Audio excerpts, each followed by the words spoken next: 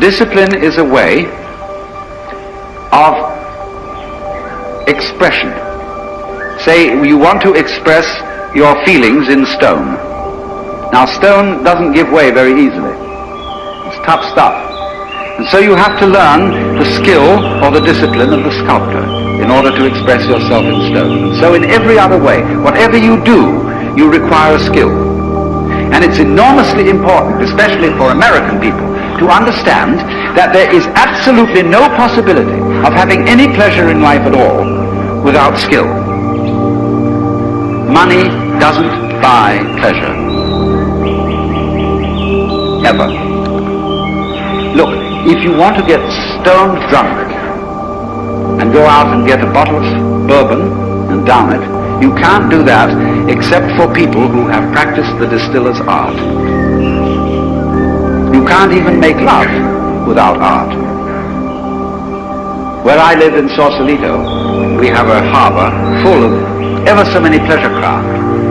Motor cruisers, sailing boats, all kinds of things. And they never leave the dock. All that happens with them is their owners have cocktail parties there on Saturdays and Sundays. Because they discovered, having bought these things, that the discipline of sailing is difficult to learn and takes a lot of time. And they didn't have time for it, so they just bought the thing as a status symbol.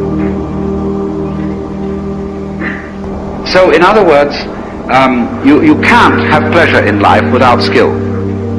But it isn't an unpleasant task to learn a skill if the teacher, in the first place, gets you fascinated with it. There is immense pleasure in learning how to do anything skillfully. To make carpentry things, to cook, to write, to calculate, anything you want. It can be immensely pleasurable to learn the discipline. And it is completely indispensable.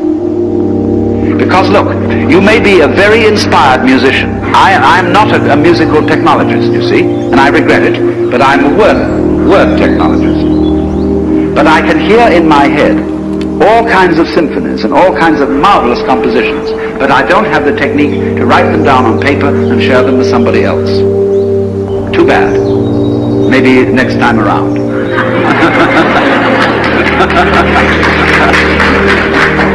But you see, so far as words are concerned, I can express ideas because I have studied language.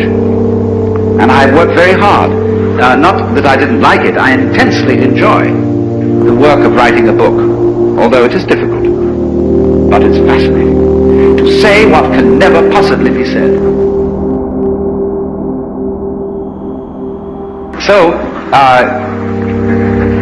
you see what's happening. What you have to do, you have inspiration, but then you have to have technique to incarnate, to express your inspiration. That is to say, to bring heaven down to earth, and to express heaven in terms of earth.